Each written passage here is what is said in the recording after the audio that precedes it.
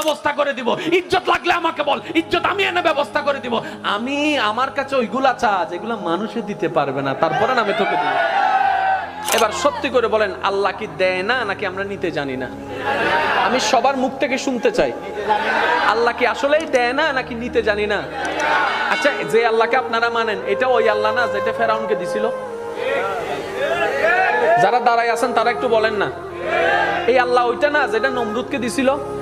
এই আল্লাহ ওইটা না যেটা আবু জাহেলকে দিছিল? এত বড় বড় বাটফাটদেরকে যদি আল্লাহ দিতে পারে, আপনার মতো মুসলমানকে কেন দিতে পারবে না?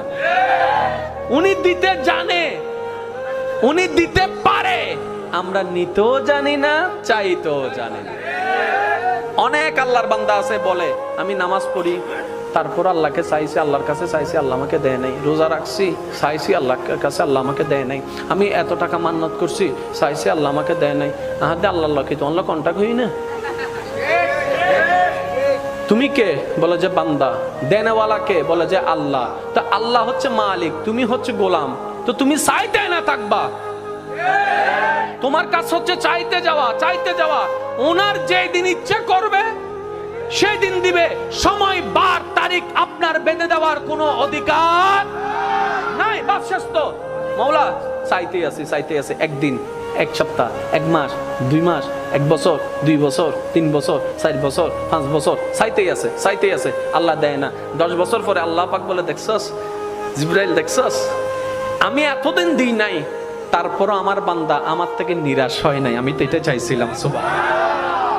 এখানেই তো প্রেম, এখানেই তো মহাব্বত। আপনি কি মনে করছেন আল্লাহ আপনার নামাজের জন্য বসে আছে? আপনার আমার নামাজের জন্য আল্লাহ বসে আছে, আপনার আমার রোজার জন্য আল্লাহ বসে আছে। আর আমাদের নামাজের সেই কোয়ালিটি নাই যেটা আল্লাহ পর্যন্ত পৌঁছাবে। আমাদের রোজার সেই পবিত্রতা নাই যেটা আল্লাহ পর্যন্ত পৌঁছাবে।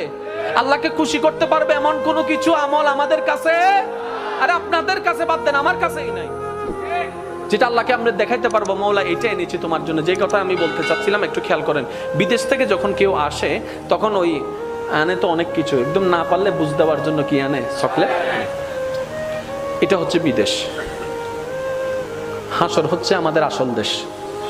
যেদিন আমরা আল্লাহর কাছে ফিরে যাব, সেই দিন যদি আল্লাহ জিজ্ঞেস করে, বান্দা তোকে আমি 50-60 বছর একটা ভিসা দিছিলাম, বান্দা বলবে আল্লাহ দিছিলাম। তোর খাওয়ার দরকার আমি দিছি নাই? দিই নাই? আল্লাহ দিছো। তোর সৌন্দর্য দরকার দিই নাই? দিছো। আল্লাহ বান্দা তোর সম্মান দরকার আমি দিই নাই? আল্লাহ দিছো। তোর স্ত্রী, পুত্র, স্বামী দরকার আমি দিই নাই? আল্লাহ দিছো।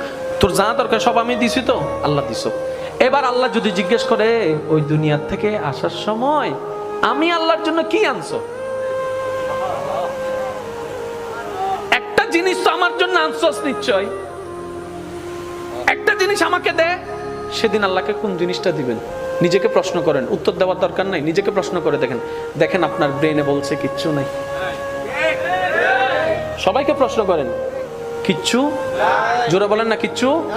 আল্লাহকে যে দিতে পারবো, আল্লাহ আমি এটা আনছি। এখন আমরা সাহস করে নামাজটা দিতে চাচ্ছি, ওই শুক্রবারের 2 রাকাত ওইটা আর কি দিতে চাচ্ছি। আবার মনে মনে লজ্জা, আগে কোনো সুন্নত নাই, পরে কোনো সুন্নত নাই, এটা আবার কেমনে দিই, এটা আবার কেমনে দিই। এবার অনেকে ওয়াক্তিয়া নামাজ দিতে চাচ্ছে, আবার মনে মনে ভয় হচ্ছে, এই নামাজ না সেই নামাজ যেই নামাজের মধ্যে বাজারের হিসাব করেছিলাম, এই নামাজ না সেই নামাজ যেই নামাজের মধ্যে কত কিছু চিন্তা করছিলাম, এই নামাজটা তো আল্লাহকে দেওয়ার মতো কোয়ালিটি নাই। এবার অনেকে বলে যে তাহলে রমজানের রোজাগুলা দিই। এবার রোজা যখন দেওয়া শুরু করলাম, ফজরের নামাজ কজা, জোহরের নামাজ কজা, আসরের নামাজ কজা, রাতভর তারাবি চলছে, আমি আপনি বাইরে বাইরে ট ট ট ট ট ট, এদিকে রোজা, এদিকে বাটপারি, এদিকে রোজা, এদিকে চরিত্রের খারাপ।